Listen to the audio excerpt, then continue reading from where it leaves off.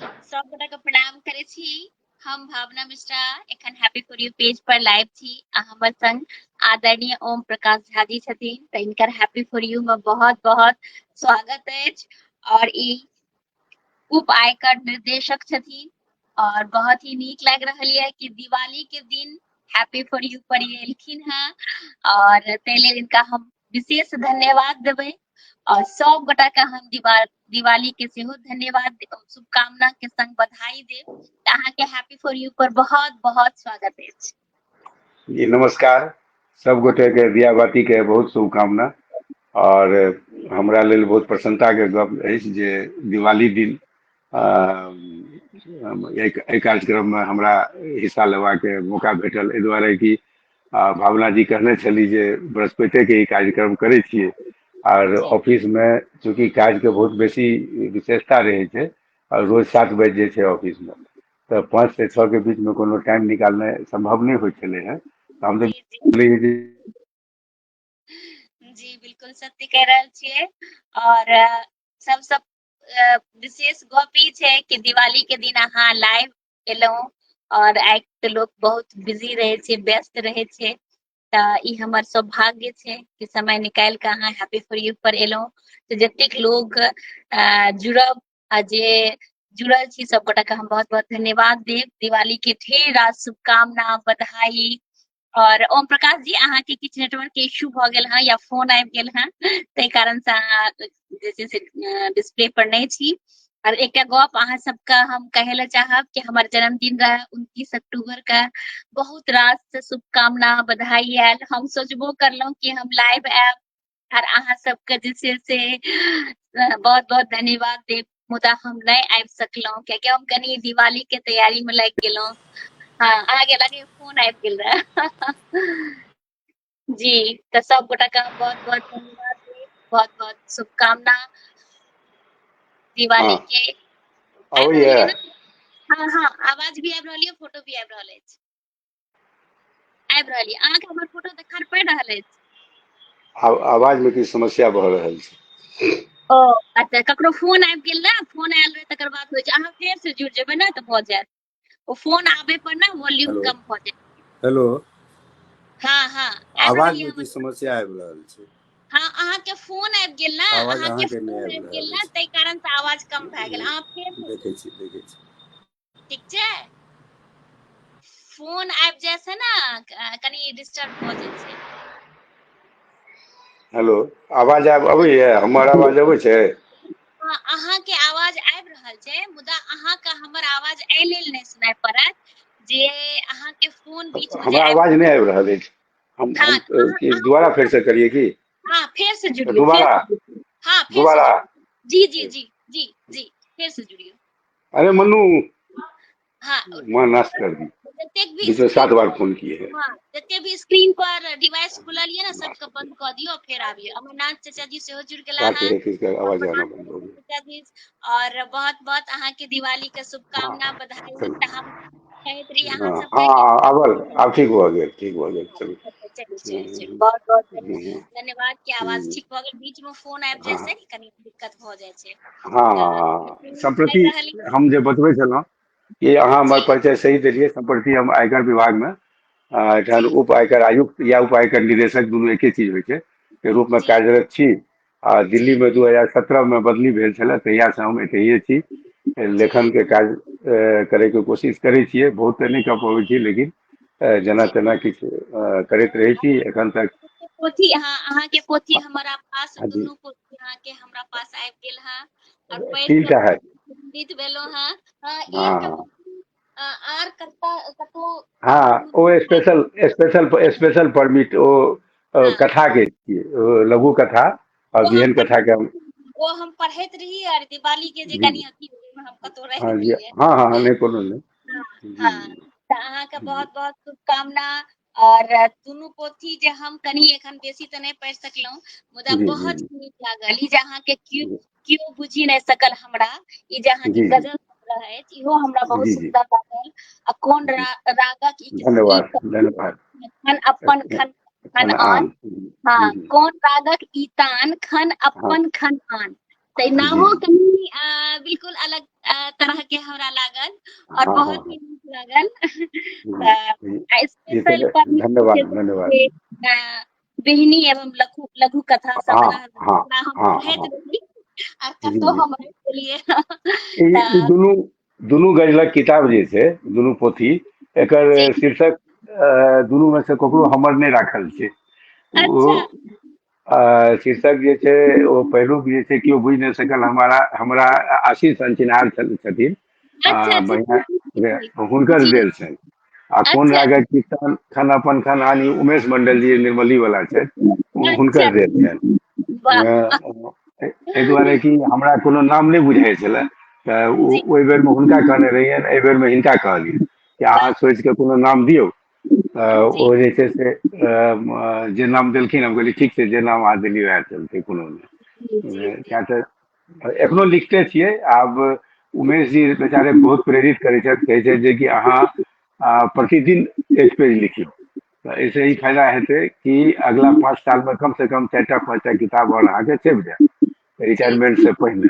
बिल्कुल लेकिन हाँ लेकिन नहीं संभव होइ छै ओते लिखनाइ जे छै से हाँ काज। भाइटा भाग वाला के कतऽ फुर्सत भेटतै हाँ, जी जी लेकिन ओहियो जी मे एते नीक नीक गजल लिखलियै।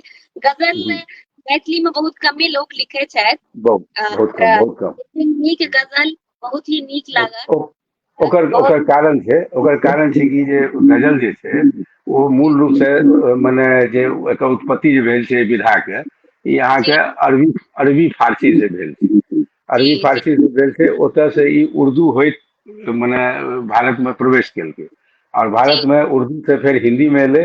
हिंदी के जी बाद जे छै से पंजाबी गजल बहुत प्रसिद्ध रहे छै पंजाबी में बढ़िया गजल लिखे छै। मैथिली में लोक के कहनाम रहे कि मैथिली में गजल फेर अहाँके आवाज नहीं अबैया।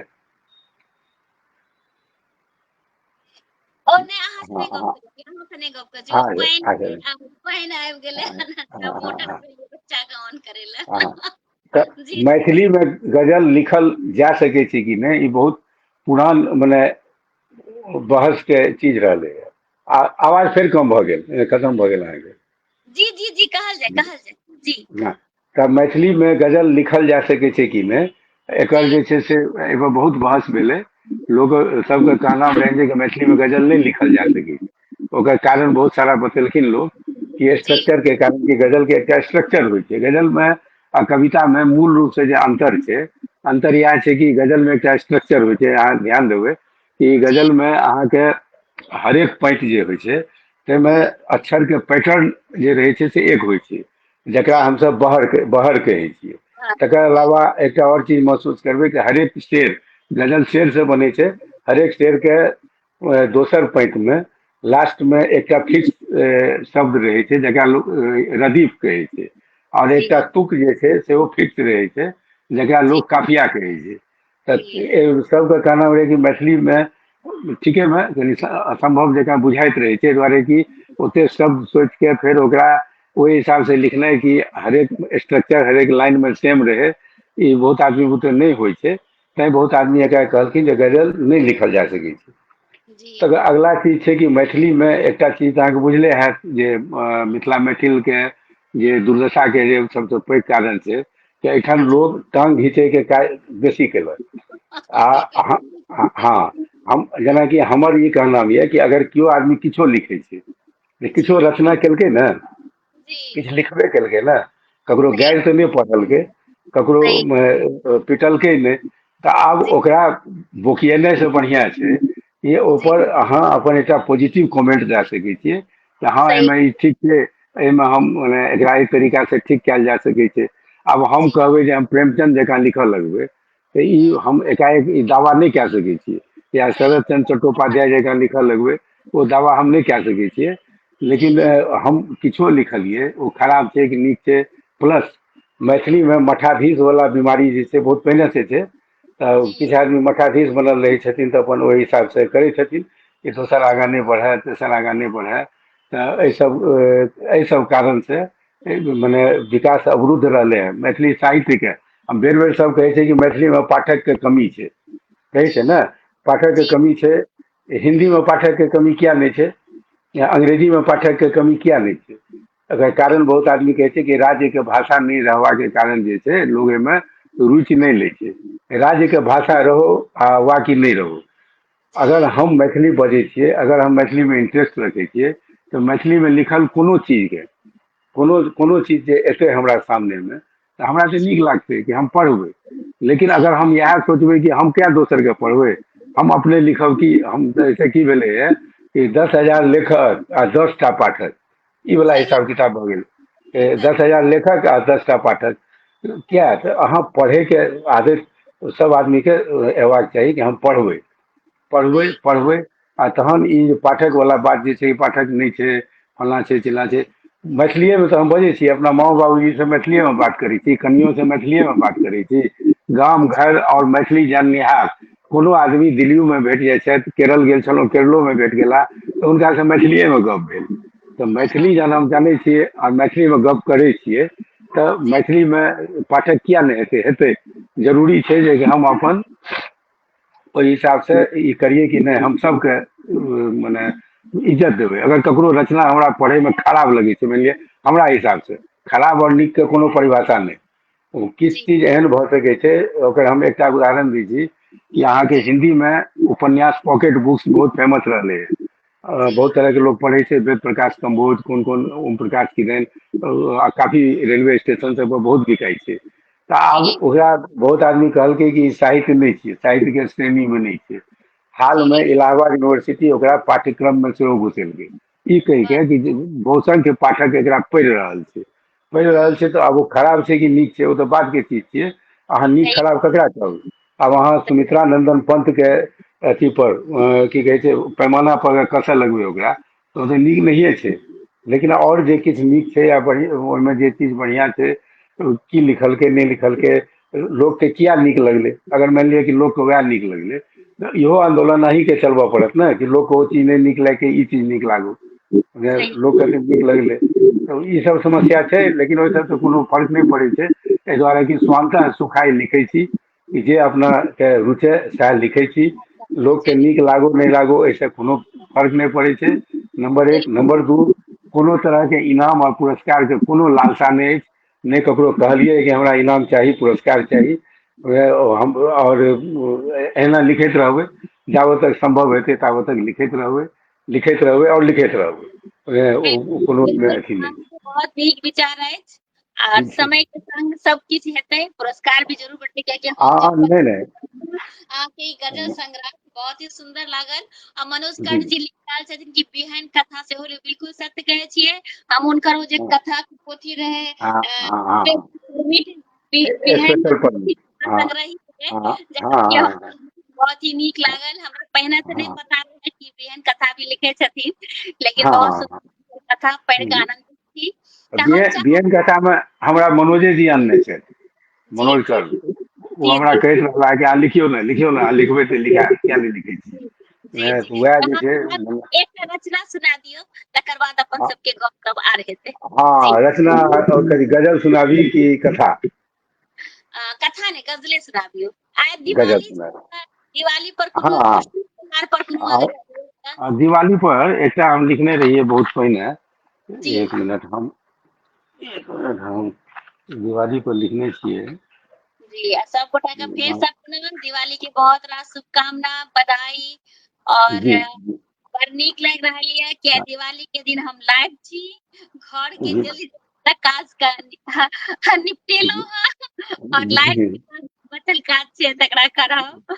हाँ जी मनोज कंठ बिहान कथा पढ़ियौ ने अहाँ, बिल्कुल ओहो पढ़थिन बिहान कथा। ओहो पढ़बै ओहो पढ़बै ओहो पढ़बै। हम पहिने जी दिवाली पर एकटा गजल लिखने रहियै, से जी हम सुनाबै छी। मैथिली में दिवाली के दिया बाती कहै जी छियै। तऽ आउ मिल मोनक दीप जराबी, दिया बाती आबि गेलै। आउ हाँ मिल मोनक दीप जराबी, दिया बाती आबि गेलै। स्नेह तेल हिया बाती बनाबी, दिया बाती आबि गेलै। स्नेह तेल हिया बाती बनाबी, दिया बाती आबि गेलै। अंगना अंगना में फेरता उक बाबा, दुख रोग भगाबै लेल। डाह घृणा के उक घुमाबी, दिया बाती आबि गेलै। वाह डाह घृणा के उक घुमाबी, दिया बाती आबि गेलै। दरिद्रा आब कतौ नहीं रहतै, सूप डेंगाओल जेतै आब। दरिद्रा आब कतौ नहीं रहते, सूप डंगाओल जेते आब, मैया संगे सगरो सूप डंगा दिया बाती आबि गेलै। वाह गाम घर में मैया सूप डंगबै छलखिन हैं। हलवा बिल्कुल पूरी, हलवा पूरी लड्डू बतासा सभक घर में बनल छै। हलवा जी पूरी लड्डू बतासा सभक घर में बनल छै। आइ खूब प्रेम मधुर खुआबी, आइ खूब प्रेम मधुर खुआबी, दिया बाती आबि गेलै। वाह और अंतिम शेर, महगी गरीबी बेरोजगारी हिंसा के नाच सगरो पसरल। महगी गरीबी बेरोजगारी हिंसा के नाच सगरो पसरल। ओमक संग मिल, ओमक संग मिल ई दूर भगावी, दिया बाती आबि गेलै। ओमक वाह संग मिल दूर भगावी, दिया बाती आबि गेलै। आओ मिल मोनक दीप जरावी, दिया बाती आबि गेलै। वाह ये धन्यवाद। बहुत सुंदर, बहुत ही सुंदर। बहुत ही नीक अहाँ के रचना, हमहू किछ रचना अहाँ के गजल पढ़लहुँ, बड़ा ही नीक लागल। एकटा जी जी, कौन? पहिल बाल गजल अहाँ के ई छी। हाँ हाँ हाँ हाँ हाँ हाँ, बाल गजे पर आधारित बा, गजल हमरा ई नीक हाँ, लागल। सबसँ पहिने पहिलुक बाल गजल रहे, तहियो लेल हमरा आर नीक लागल। हम प्रयास केने रहिए। एक बार गजेंद्र बाबू कहने रहथिन कि अहाँ बाल गजल लिखियो, तो आब एक जी दूटा लिखलिए। तो ओहि समय में ई पहिलुक लिखने रहिए, तकरा हम पोथी में छप पहले दऽ देने रहिए। तऽ जी कहलखिन जी दऽ दियौ, क्या ओ सुनाबी की? हाँ हम अहाँके सुनाबै छी, हाँ अहाँके सुनाओ, गजल हम सुनाबै छी। हाँ सुनाओ सुनाओ सुनाओ। करबा ने मंजूरी माँ पढ़बै हमहूँ, नहीं रहबै कतौ पाछू पढ़बै हमहूँ। हम हाँ छी छोट सपना पैघ हमर छै गे, कीनब कार जकरा पर चढ़बै हमहूँ। टूटल हाँ छै मड़ैया आस मुदा ई छै, सोना अपन छत कहियो मढ़बै हमहूँ। चारू हाँ, कात पसरल दुखक अन्हरिया छै, कटते ई अन्हरिया आ बढ़बै पढ़बै हम, बढ़बै हम। हाँ ठीक खूब छै, बढ़बै हम। काम अपन करबै, जिंदगी ओम सुन्नर ई गढ़बै हमहूँ। बड़ा ही हाँ, सुंदर लागल, ताहि कारण से हम जे छै से अहाँके कहलहुँ कि सुना दै छी, बहुत ही नीक लागल। हम चाहब कि एकटा और रचना हमरा अहाँ सुनाबू, तखन अपन सबके आर गपशप हेतै। हाँ यार, हम एकटा अहाँके जे जे एक नंबर गजल छै, एक नंबर गजल, ओ हम अहाँके मने नंबर वन वाला, जे केओ बुझि नहीं सकल हमरा में से, कि भीख ने हमरा अपन अधिकार चाही, अच्छा हमरा कर्म से जे बने उपहार चाही। भीख जी ने हमरा अपन अधिकार चाही, हमरा कर्म से जे बने उपहार चाही। कान खोल के रखने रह पड़त हरदम, कान खोल के रखने रह पड़त हरदम। सुनि सके जे सभक से सरकार चाही, सुनि वाह सके जे सभक से सरकार चाही। प्रेम टा छै सभक औषधि एहिठाम यौ, प्रेम टा छै सभक औषधि एहिठाम यौ। दुखक मारल मोन के उपचार चाही, दुखक मारल मोन के उपचार चाही। सब सहनता एखनो पूरल कहाँ छै, सब सहनता एखनो पूरल कहाँ छै। हमर मोनक बाट के मनुहार चाही, ओम करते हुनकरे दरबार सदिखन, ओम करते हुनकरे दरबार सदिखन। नेह फूल से सजल ओ दरबार चाही, नेह फूल से सजल ओ दरबार चाही। भीख नहीं हमरा अपन अधिकार वाह चाही। वाह, बहुत सुंदर, बहुत ही नीक गजल अहाँ के। और मनोज कर्ण जी आग्रह करलनि है कि एकटा हाँ बिहानी सेहो सुना देबै। हाँ, ओ सही कहलनि हैं। बिहान कथा जे छै, हाँ एकाध गो मने हम तो अलग अलग विषय पर लिखैत रहलियै है। जी जी ओहिमे चूँकि देखियौ, बिहान कथा जे छै ने, ओ लिखे हाँ में छै, कोनो रचना करे में सबसे पहिलुक चीज छै कि रचना के दूटा स्तंभ होइ छै। जी एकटा कि अहाँके कते मोन में अथी अबैया, विचार कते अबैया से, आ दोसर कि अहाँके कते जागरूक छियै अपना सराउंडिंग के प्रति, मने जी कते अहाँके सराउंडिंग के देख के कोनो चीज फील होइए। आब जेना कोनो घटना कतौ घटे छै, तो ओ घटना जी घटला के बाद अहाँके फील की भऽ रहल है, तो ओ जी फील से जे छै से ओ मने मने कवि लेखक के विचार उत्पन्न होइ छै। और अगर ज्ञान रहल तऽ ज्ञान में ओकरा ओ अथी कए के दै छथिन। तऽ आब जे कतहु की देखलियै नहि देखलियै, ताहि पर हम लिखैत रहलियै है। तऽ एकटा बिहान कथा हम सुनबै छी, गरम मसाला। गरम मसाला अहाँके बिहान कथा के किताब में 17 पोथी में 17 नंबर पेज पर छै। हाँ 17 नंबर पर गरम मसाला। आवाज हमारा वही है ना? अहाँ के आवाज नहीं आबि रहल है। हाँ आबि रहल है, खूब हाँ नीक से हाँ आबि रहल हाँ है। हाँ हाँ। जी गरम मसाला कथा जे छै कि सोनू आइ बड सजि धजि के कॉलेज आयल छल। नवका अंगा, नवका पेंट आ ताहि पर नवका जूता सेहो पहिरने, संगे इतर फुलेल से गमगम करैत छल सोनू। देखते देरी संगी सब ओकरा घेर लेलकै आ एहि तैयारी के कारण पूछे लागलै। सोनू बाजल, यार की कहियो, हमर तऽ भाग खुजि गेल। आइ मोहल्ला में रहै ले एकटा नव परिवार आयल अछि। ओहि नव परिवार में एकटा बड्ड सुंदर छौड़ी के देखलिए। एकदम गरम मसाला छै यार। तैं एते तैयारी में छी। आब तऽ आबैत जाइत ओकरा देखबा के मौका लगबे करत। बस कहुना ओकरा से गप भए जाए। ई सुनि मोनू बाजल, यार तोहर मोहल्ला में ई कोनो पहिलुक गरम मसाला थोड़े न आयल छौ। हम तऽ पहिनहिए से एकटा टेब के रखने छी तोहर मोहल्ला में, ओहो गरमे मसाला छै यार।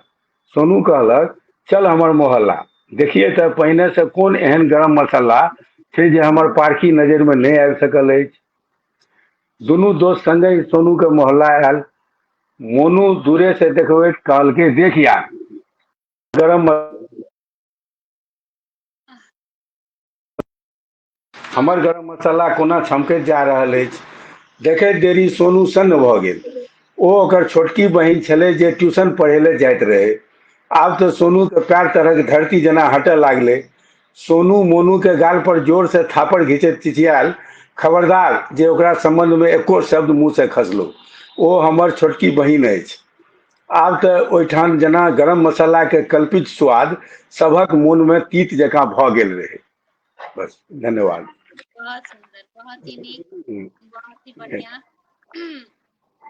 अब और एक जी गजल हम और पढ़ने रही। जी जी, कोन पेज नंबर कहियो? 46 46 अछि।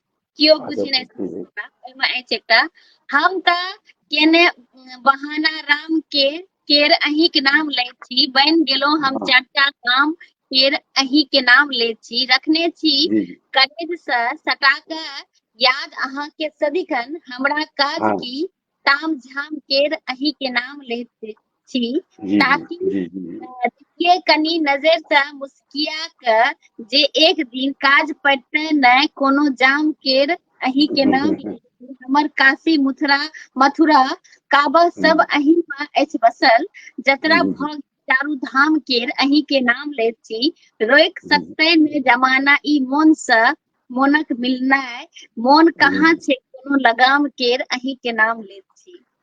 जी जी तऽ जी इहो एकटा गजल पढ़ने रही। जी। अब ओ लिखैत लिखैत में जखन जे आबि गेलै हाँ, से लिखैत रहलै है। ई अहाँके अब की मनोज बाबू की कहै छथि, औरो हुनका तऽ बिहान कथा में रहै छनि।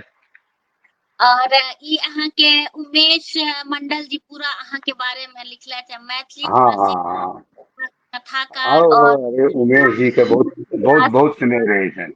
लायक छथि। हिनकर 3 गो पोथी पल्लवी प्रकाशन, नेहरू हाँ मार्ग, वार्ड हाँ नंबर 0 तुलसी भवन, हाँ, सोशल सुपौल बिहार से प्रकाशित छनि। पार्टी तान खन और हाँ केओ बुझि रहे, हाँ तीनू के नाम लिखने छै, हुनके से प्रकाशित भेल छनि एहिमे। जी पहिल संस्करण जे भेल रहे ने, केओ बुझि नहि सकल, हमरा वो श्रुति प्रकाशन दिल्ली से भेल रहे। आ अच्छा दोसर ई दोसर संस्करण छियै। तऽ उमेश जी मंडल जी एहि बेर तीनू किताब मने दूटा किताब के पहिलुक संस्करण, आ ई तेसर ई पहिलुक पोथी जे रहे तकर दोसर संस्करण, तऽ ओ जी वएह निकालखिन। आ चूंकि हुनका संगे छपबेनाइयो बहुत आसान छै, वएह तऽ बहुत बहुत किछु ओ अपने कए दै छथिन, जेना टाइप सेटिंग, की कहै छै बर्तनी सुधार, कतहु ऊपर नीचाँ भऽ गेलै, ई सबटा ओ अपने कए दै छथिन। तऽ हमरा सबके फुर्सत कम रहै छै, तऽ कम फुर्सत में अगर केओ आदमी एहन भेट जाय कि हम टाइपो कऽ दै छथिन, एते तक केलखिन हेँ कि अंत में जहन छपै के समय नजदीक आबि गेलै आ हमरा बुते नहि टाइप कायल होइत रहै, तऽ कहलखिन कि अहाँ हाथे से जेना मोन हुए तेना घसि घसि के हमरा फोटो घीच के पठेने जाउ, हम टाइप कऽ दै छी। आ ओ घसि घसि के फोटो घीच के पठेने गेलियै, और ताबड़तोड़ टाइप केने चलि गेलखिन। तब काफी बहुत बहुत हाँ गप छै, बहुत पैघ गप हाँ छै हाँ आइ हाँ एते कॉपरेट करल।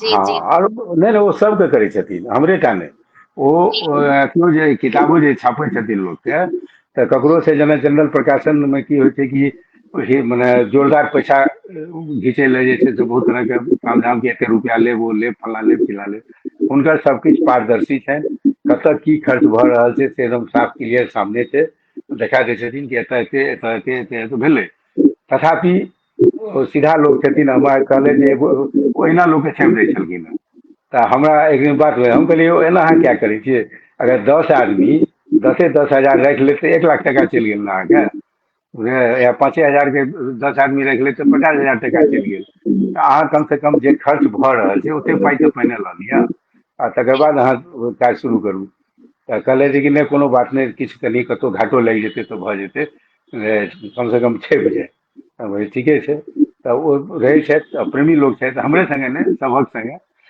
हुनकर ई रहल छै काफी एहिमे सहयोगमे रहै छथिन आर हमरा लिखबाबैयोमे कहबे केलहुँ हम हरदम हमरा सम्पर्कमे रहै छथिन हरदम मीन्स की महीनामे कम से कम एक बेर जरूर और वो एक आध घंटा तहन गप होइ छै तकर बाद ओ जे छै से कोनो कोनो विषयके चर्चा छेड़लथि कोनो विषय मने जिंदगी से रिलेटेड आबो हवा से रिलेटेड समाज से रिलेटेड आ ओहिपर जे छै से आधा घंटा पौन घंटा लगातार चर्चा होइ छै तऽ ओ कहै छथिन कि जे अहाँ जे किछु कहै छियै जे हम जे किछु कहै छियै स्वाभाविक छै कि दुनू आदमीके कहलासँ किछु ने किछु नया चीज जे छै या तऽ बुझबामे आबै छै या नया चीज जन्मै छै बिल्कुल आ ओ जरूरी छै ओनाहियो कहै छै काव्य शास्त्र विनोदेना कालो गच्छति धीमताम बिल्कुल बिल्कुल सत्य जी कहै जी छियै।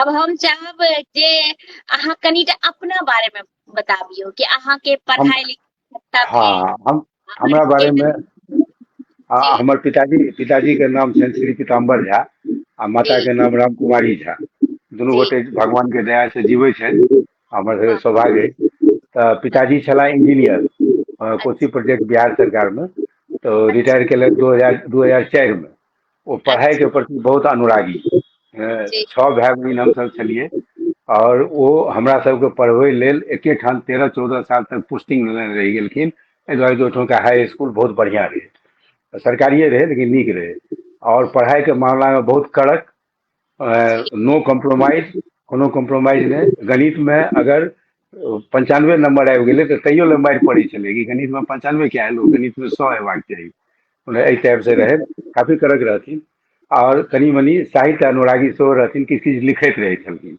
हुनके जी देख के हमरा सबके ई इच्छा प्रकट भेलै तऽ हमर मैट्रिक जे छै सुपौल जिला पहिने सहरसा जिला रहै सुपौल जिलामे बीरपुर जगह छै अनुमंडल छै ओहिठाम पिताजीके पोस्टिंग रहनि तऽ ओहिठाम से 10वां पास केलिए 84 में आ अच्छा तकर बाद जे छै दरभंगा में CM साइंस कॉलेज से ISC बायोलॉजी से 1986 में केलिए आ फिर LS कॉलेज मुजफ्फरपुर से 86-89 बैच में BSc इलेक्ट्रॉनिक्स ऑनर्स से केलिए अच्छा और ओकर बाद की भेलै कि पिताजी कहलखिन कि तू पोस्ट ग्रेजुएट कए ले तऽ हम्म, एहिसँ प्रोफेसर भऽ जेबौ लेकिन हम्म, पता नहीं ओहि समय में एकटा बेरोजगारी के बहुत लंबा चौड़ा हिसाब रहे तऽ भेलै कि जे परीक्षा अबै छै सब देने जेबै जाहिमे भऽ जेतै ताहिमे चलि जेबै तऽ संजोगवश ओहि समय में इंस्पेक्टर वाला परीक्षा पास केलिए और 1992 में कस्टम में इंस्पेक्टर में सेंट्रल एक्साइज कस्टम में 1 साल इंस्पेक्टर रहलिए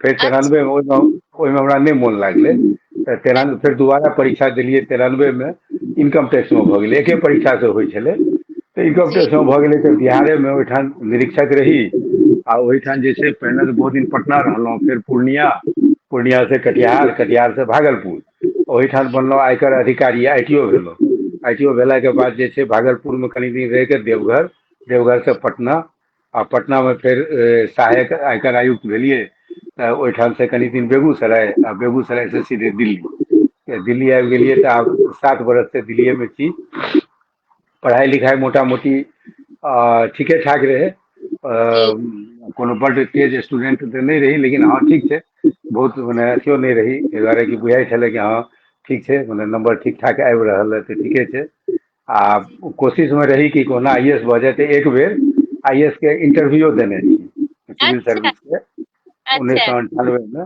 अहाँके ओहि बेर पीटी मेंस दुनू में भेल, लेकिन फेर इंटरव्यू में नहि भेल। नहि भेलै तऽ कोनो बात नहि, एमहर छलियै जे आब जिंदगीमे जे हेबाक रहै छै सएह होइ छै। सही गल जे कहैके रहै छै। तकर बाद परिवारमे पत्नी छथि, पत्नी पोस्ट ग्रेजुएट छथि होम साइंस से, और बीएड सेहो केने छथि, लेकिन अच्छा नौकरी नहि केलथि। नौकरीके बात उठल रहै तऽ हमरा लागल जे नौकरी करैसँ कनी दिक्कत नहि भऽ जाय घरमे, एहि जी कि बाल बच्चाके लऽ के कनी असगरे रहै छलियै सबठाम। जी तीन गो बेटी छथि, तऽ बड़की अच्छा बेटीके बियाह 2022 में भेल। ओ अच्छा डॉक्टर छथि, अच्छा ओतऽसँ रांची से पास आउट छथि। आ जमाय जे छथि ओहो डॉक्टर छथि, दरभंगा डीएमसीएच में। तऽ अच्छा ओसभ एखन मधेपुरमे ओहिठाम क्लिनिक चलबै छथि। आ ओकरो एकटा बेटी पिछला साल भेल रहै नातिन, ओ जहिया से जन्म लेलकै हमरे संगे रहैए, एखनो वाह हमरे संगे अछि। बेटी कहलकै हम अपना संगे एखन नहि राखि सकैत छी, एहि दुआरे कि हमरा लगातार ओ जे छै दौड़ा दौड़ी रहै छै, तऽ अहाँ अपने लग रखियौ। एतहिये जन्म भेलै, एतहिये छै, एखनो एतहिये छै। बीच वाली बेटी इंजीनियरिंग केने छथि, नौकरी करै छलथि ओतऽ चंडीगढ़ में पिछला अच्छा 2 साल से। आ छोटकी बेटी मेडिकल में एखन पढ़ि रहल छथि, सेकेंड ईयर पूरा भऽ रहल छै। वाह तऽ इएह तीन गो बेटी छथि। तऽ घरमे मोटा मोटी हम, कनिया आ छोटकी नातिन, इएह 3 गोटे रहै छी। जी और बिल्कुल। केओ नहि। जॉब कहिया से शुरू करलियै से बतायल जाय। जॉब हम शुरू केलियै 1992 से। अच्छा 1992 में 1 साल रहलियै कस्टम सेंट्रल एक्साइज में इंस्पेक्टर। आ हम्म, हम्म, 1993 में हम फेर इनकम टैक्स में ज्वाइन कऽ लेलियै इंस्पेक्टर। तऽ अच्छा 1993 से इनकम टैक्स में छी। तऽ आब जॉबो के भऽ गेलै नीक, अब तऽ जोड़बो नहि केलियै कते दिन भेलै, 32 बरख भऽ गेलै। एखने अहाँ कहलहुँ कि जोड़ि रहल छी, 32 बरख भऽ गेलै। तऽ जी आब जे छै से नौकरियो करनाइ मने ओते सम्भव आब नहि बुझाइ छै। आब कनि समय साल बहुत बदलि गेलै है, बहुत तरह हम्म, के लोग आबि गेलै है। अब की होइ छै ने कि आदमी के अपन आईक्यू अपने बुझाइ छै। दूटा चीज सही हमरा बुझाइया कि एकटा अपन आईक्यू अपने बुझाइ छै। तऽ अगर अहाँके अधिकारी अहाँसँ कम आईक्यू वाला लोग भऽ जाय तऽ ओहिठाम काज करैमे कनि खराब लगऽ लगै छै। सही गप लोग काज नहि करऽ चाहै छै, और एहि तरहके बहुलता भेल जा रहल छै। बेसी लोग एहने आबि रहल छै कम आईक्यू वाला, तऽ ओहिठाम जे छै काज करनाइ मुश्किल रहै छै, नहि ठीक लागै छै। तऽ ओहि कारण से कनी दिक्कत होइ छै, तऽ बुझाइया कि कखनो की नौकरी छोड़ि दियै। अहाँ सब छियै, कखनो भी बैसबै तऽ लिखिए लेबै। और हँ बहुत ही के जे हम पोथी सब पढ़लहुँ तऽ नीक लागल। और एकटा जी केओ बुझि नहि सकल हमरा, बड़ा जी नीक अहाँ कहै छी गजल संग्रह। एकटा एहिमे जी से सुना दियौ, कोन रागक ई तान खन अपन खन आन। क्या एहिमे नंबर से पेज में छै, पेज नंबर कहू। हाँ, कोनो भी जे अहाँके नीक लागैया से हमरा सबके रचना सुना दिअ। अच्छा अच्छा, एक मिनट एहिमे हम अहाँके एकटा हम लिखने रहियै। ओ हम अहाँके सुनबै छी। हाँ, एहिमे एकटा गजल नंबर 2, दू जे छै ओ हम सुनाबै छी, किया तऽ हमरा बड्ड नीक लागल रहए जे हम लिखने रहियै। कखनो जहाँ अपना नीक लागै तऽ बेसी बढ़िआँ। कि आँखि से नोर खसाबै छी किया एना, आँखि से नोर खसाबै छी किया एना, मोती अपन लुटाबै छी किया एना। आँखि से नोर खसाबै छी किया एना, मोती अपन लुटाबै छी किया एना। खाली बात से भेटत नहि किछो एतऽ, खाली बात सँ भेटत नहि किछो एतऽ, तखनो बात बनाबै छी किया एना। वाह और तेसर शेर जे बहुत हमरा नीक लागैए, सुनि व्यथा तऽ मजा लेबे करत दुनिया, सुनि व्यथा तऽ मजा लेबे करत दुनिया, व्यथा अपन सुनाबै छी किया एना। व्यथा अपन सुनाबै छी किया एना, अपने सिबऽ पड़त फाटल करेजा ई, अपने सिबऽ पड़त फाटल करेजा ई, अनकर आस लगाबै छी किया एना।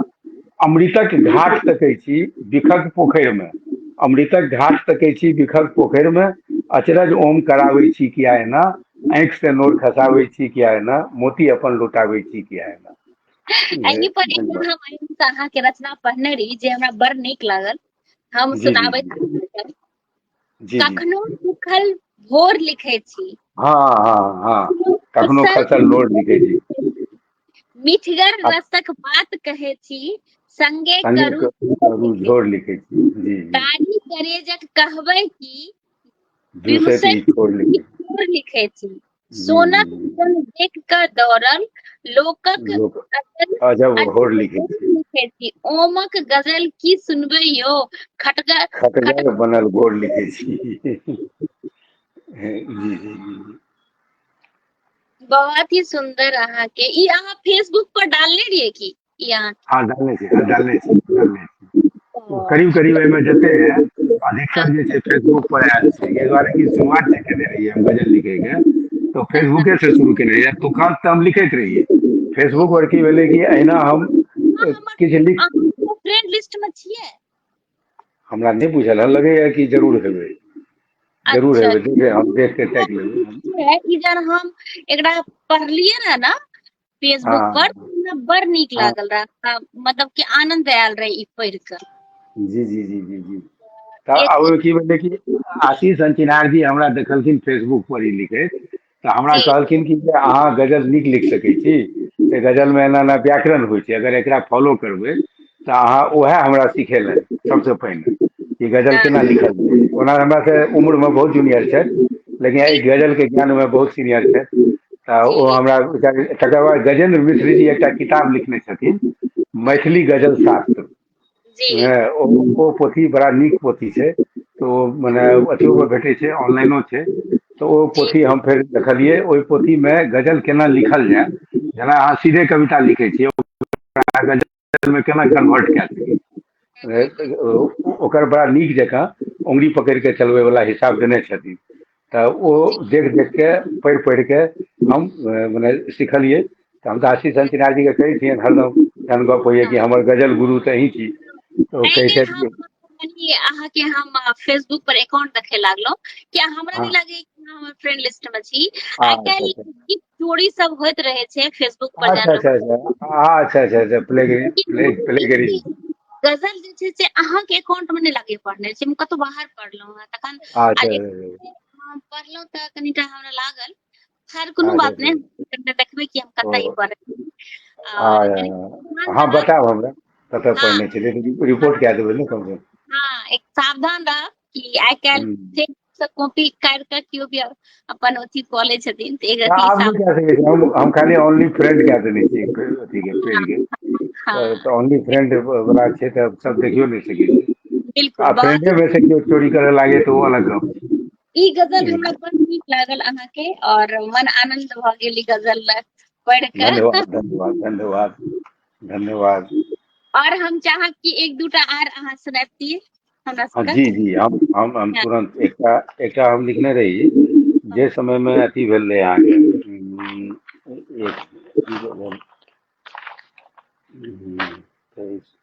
पेरिस में अहाँके मोन हैत जे काफी बम विस्फोट सब भेल रहे, तऽ ओहिमे ओहि समय में जहिया भेल रहे विस्फोट तहिये लिखने रहियै हम गजल नंबर 23।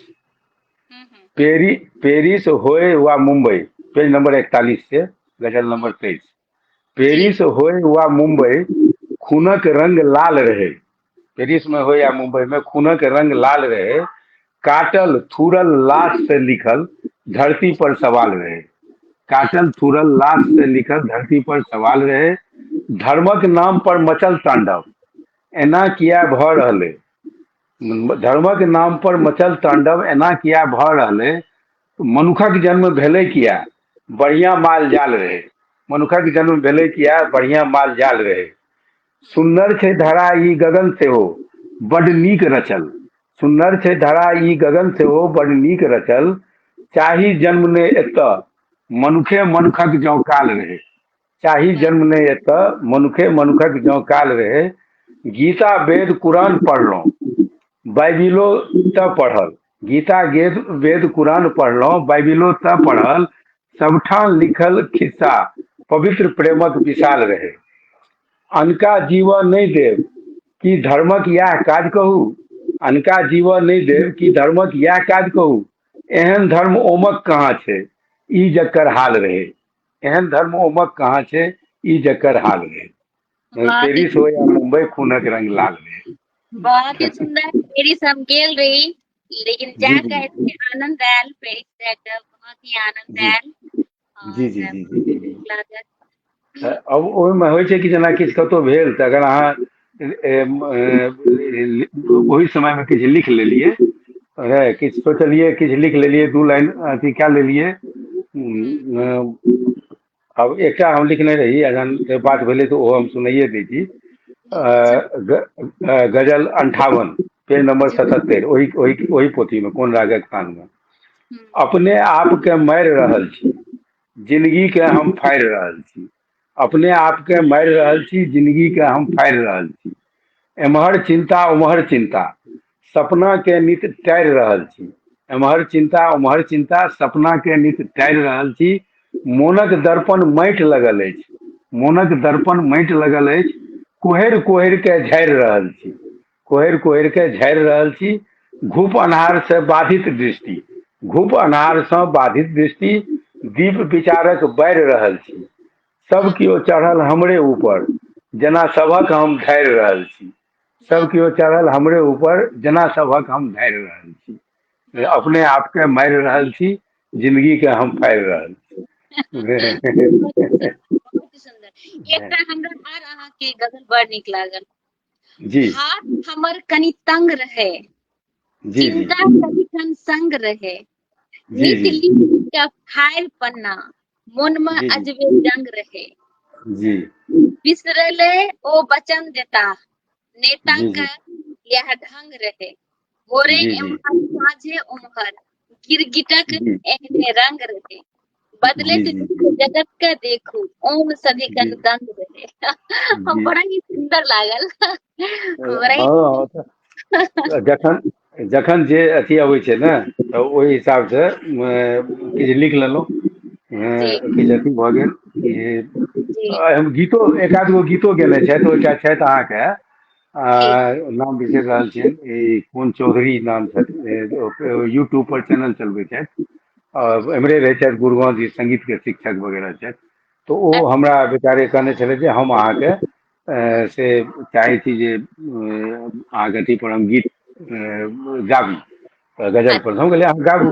तकर अलावा ओ हमरा से भजन तजन सेहो कए टा लिखेलनि, आ एकटा नॉर्मलो गीत सब लिखेलनि, कि नॉर्मल गीत कि ओहो कए टा लिखने छियै, ओकर पोथी नहि छपलै है।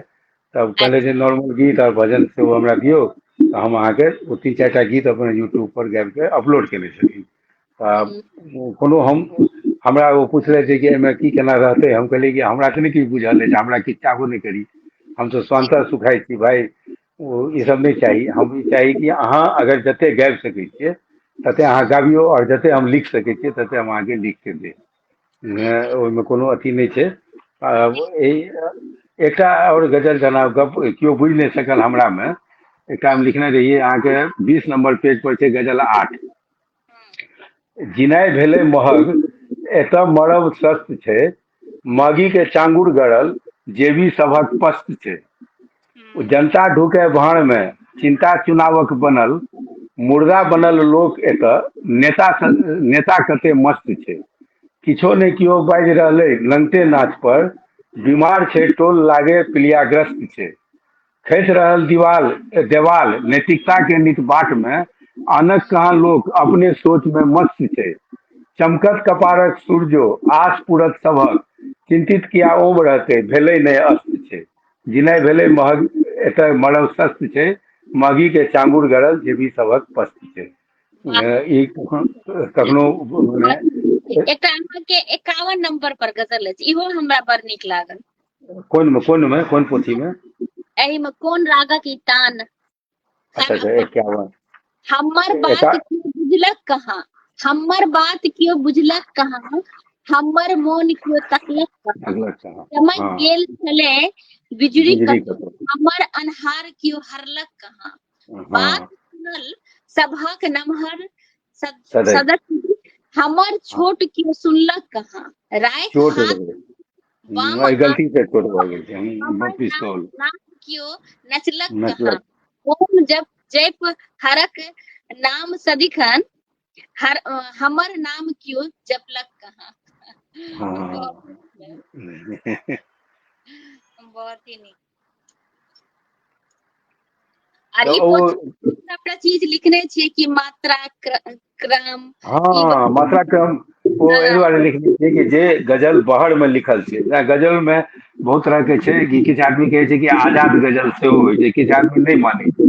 आजाद से बात गजल में बहर बहर के प्रक्रिया फॉलो नहीं करै छै, सीधे खाली रदीफ और अथी के केलक। तऽ एहिमे अहाँके बजल के अथी ई जनरल गजल में जे छै से बहर हेबाक चाही। तऽ जे बहर में जे लिखलिए मात्रा क्रम, वो कोशिश केलिए कि हरेक गजल के नीचा में लिख दिए, ताकि पढ़निहार के जो मन में होय कि नहीं हमहूँ लिखी। तऽ केना लिखल गेलै ओकरा एकटा अंदाज कए के, एक के मतलब भेलै हर्ष आ दू के मतलब भेलै दीर्घ, जतऽ एक दू लिखल छै। आ जतऽ हर्ष दीर्घ लिखल छै तऽ लिखले छै। कतहु कतहु बहर के नामो देल छै, जेना बहर जे छै ओकर नाम होइ छै अलग अलग। जे सबसे आसान बहर होइ छै जेना हर्ष दीर्घ दीर्घ, बस ई तीन टा लगातार अहाँ रिपीट करै छियै तऽ हर्ष दीर्घ दीर्घ हर्ष दीर्घ दीर्घ, ई सबसे आसान बहर छै। और तो वही तरीका से तय हम दऽ देने रहिए कि किनको अगर एहिमे इंटरेस्ट हेतनि, या केओ आदमी जे एहिमे ज्ञानी हेता, हुनका लागतनि कि बहर में नहीं छै तो ओ हमरा बता सकै छै। एहि दुआरे कि आलोचना के हरदम स्वागत छै सदिखन। आलोचना पॉजिटिव आलोचना, आलोचना मने गारि पढ़े के नहीं आलोचना। गारि पढ़े के आलोचना मने ई मैथिली में आदत छै, मैथिली में अहाँके आलोचना के स्थिति बहुत खराब छै समालोचना के। पोथी पोथी लिखाई छै, आलोचना लोग लिखवाबै छै। सही लोग कहलक कि हमरा आलोचना अहाँ लिख दिअ। तऽ एहिमे की होइ छै कि ओ लिखवाबै वला में की होइ छै कि आदमी के संबंध में, ओ लेखक के संबंध में बेसी बजै छै। मने कि सही ओकरा प्रति अगर नीक भाव छै तऽ बड़ नीक छै, एना ओना फल्लाँ। नीक हाँ, भाव नहीं छै तऽ बड़ खराब, बहुत खराब लिखलक। यानी कि आलोचना के मतलब होइ छै कि रचना पर आ जाइए। सही बात। लेखक के पीछे जइयो, लेखक के साइड में जाओ। लेखक बिल्कुल केओ होय, मंगरू होय आ कि ओम प्रकाश होय, ओहिसे कोन लेने देने छै। अहाँ जे लिखल गेलै है ताहि पर अहाँ अपन विचार दियौ कि आलोचना की। हम आलोचना सेहो लिखै छी, किछुके आलोचना लिखने छी। उमेश जी के सेहो जोड़ छै कि आलोचना के पोथी सेहो प्रकाशित करबियै। हम कहियै प्रकाशित तऽ करेबै, लेकिन पहिने ओहिसँ पहिने ई सोचि लिअ कि आदमी डंटा लए के हमरा दिस तऽ नहि दौड़ता, किया तऽ कपाड़ो सुरक्षित हमरा रखैके अछि। तऽ ई नहि कि आलोचना लिखबाके बाद जे छै जे हम अपना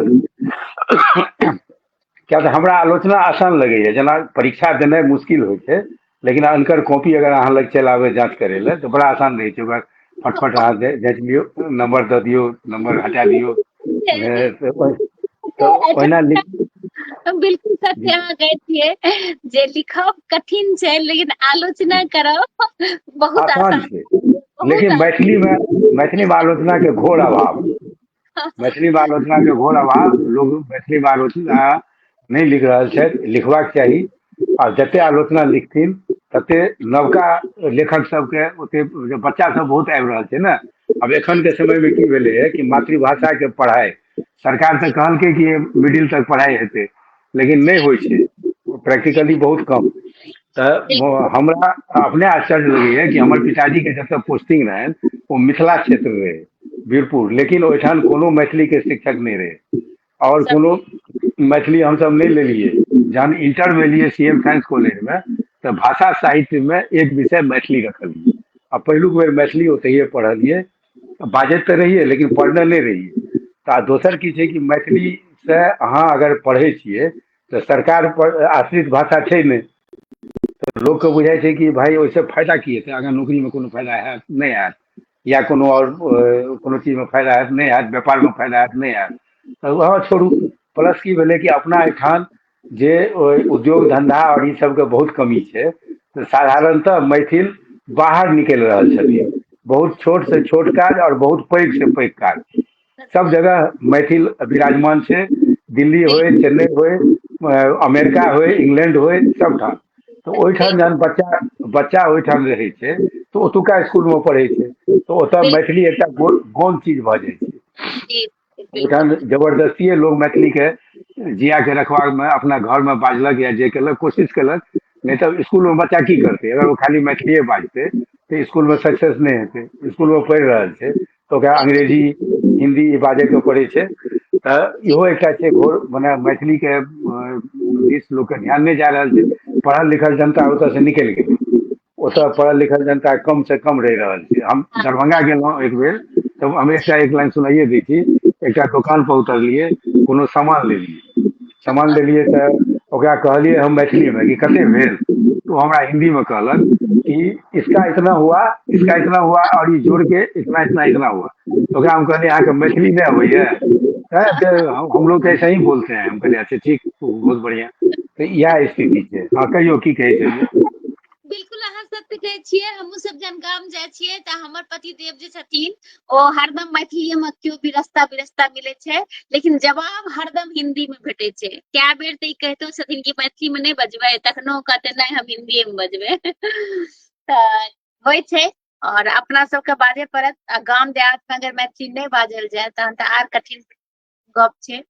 और हम सब गोटा के पुनः अपन बर्थडे में जे हमर जन्मदिन में अहाँ सब एतेक स्पेशल हमरा बनेलहुँ ताहि लेल हम हृदय से आभार व्यक्त करै छी और बहुत बहुत धन्यवाद दै छी। और बहुत नीक लागल अहाँ सबके एतेक फोन मैसेज फेसबुक पर सब जगह अहाँ सब हमरा एतेक शुभकामना देलहुँ, ताहि लेल अहाँ सबके हृदय से आभार।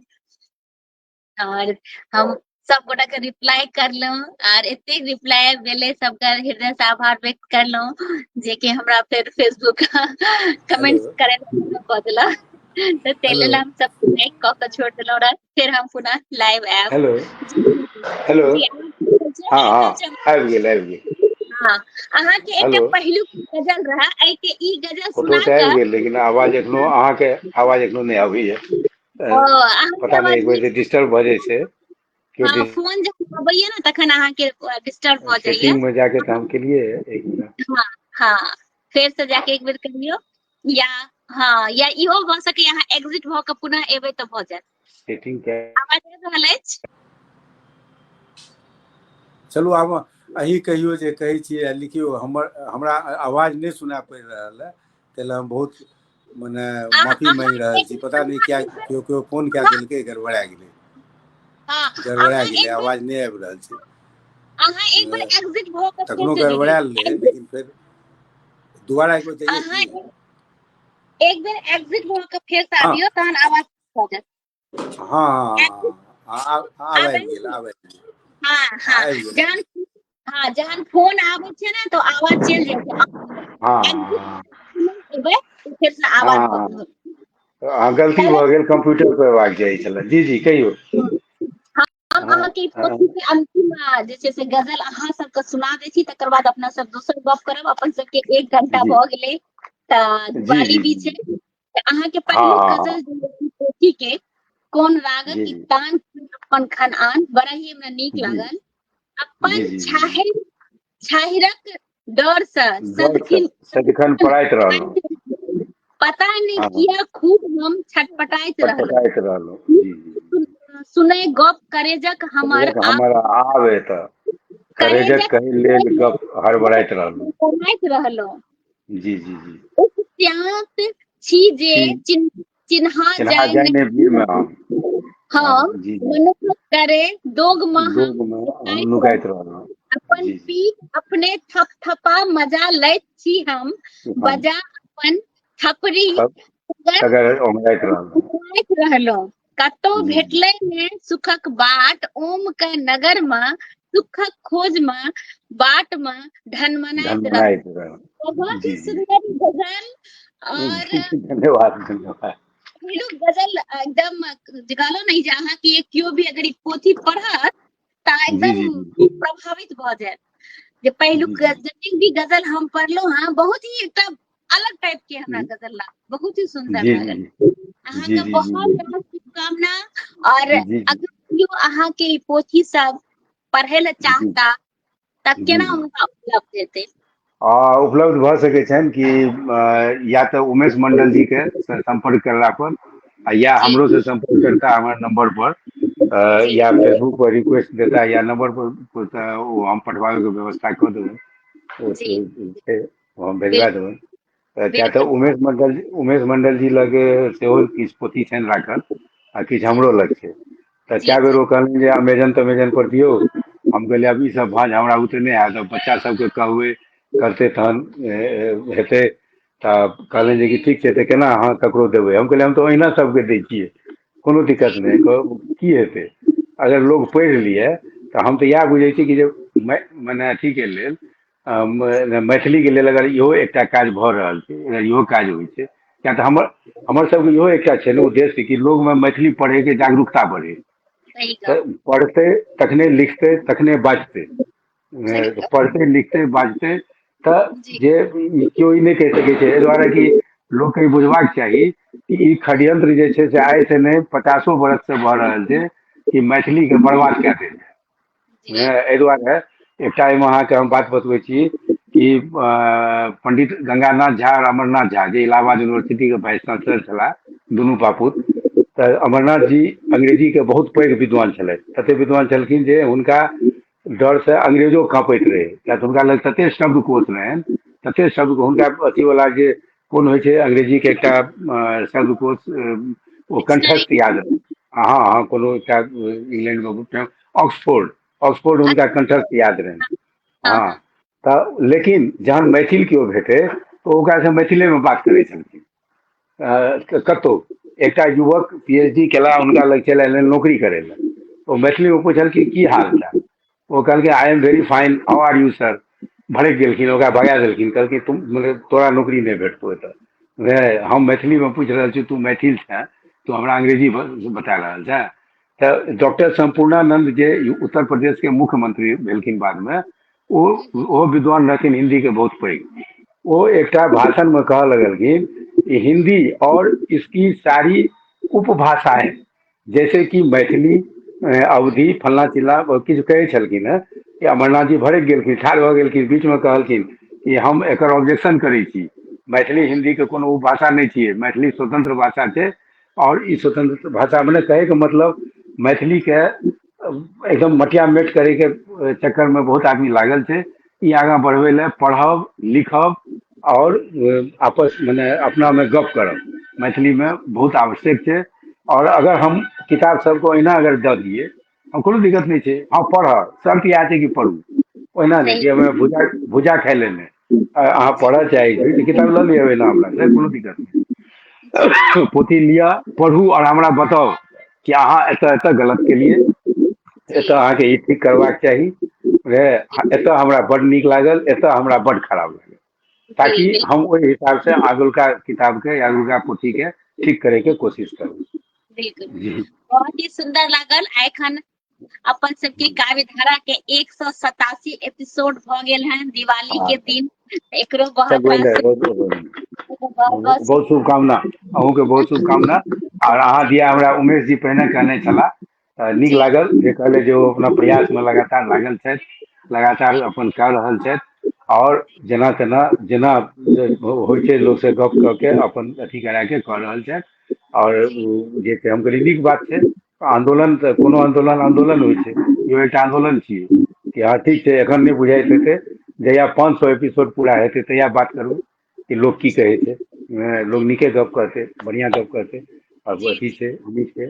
चलू जी बहुत धन्यवाद जे हमरा अहाँ निमंत्रित केलहुँ एहिमे, आ जी दिया बाती के दिन हम सब गोटे के जी बहुत शुभकामना दै छियनि दिया बाती के, आ लक्ष्मी जी से आ एक काली माता से प्रार्थना करै छी कि सब गोटे स्वस्थ रहथि, पढ़ैत लिखैत आपस में प्रेम से रहथि, और ककरो प्रति दुर्भावना नहीं रखे, सद्भावना राखी नहीं राखी, दुर्भावना एकदम नहीं राखे, ऐसे की होइ छै कि अपनो हाँ अपनो पॉजिटिवनेस बढ़ै छै, जी अब भऽ सकै छै जे सबक प्रति सद्भावना नहीं राखि सकै छी, तऽ कम से कम दुर्भावना ककरो लग नहीं राखी, सही एहिसँ अहाँके अपने नीक हैत, सब गोटे के नीक हेतनि, जिंदगी आगाँ बढ़तनि, बढ़िया रहतनि, और जी एहि शब्द के साथ हम सब गोटे के धन्यवाद दै छी जे सब जुड़ल छथि, तिनको सबके बहुत धन्यवाद, अहूँ के बहुत धन्यवाद जे हमरा इनवाइट केलहुँ और हमरा मौका भेटल दिया बाती दिन।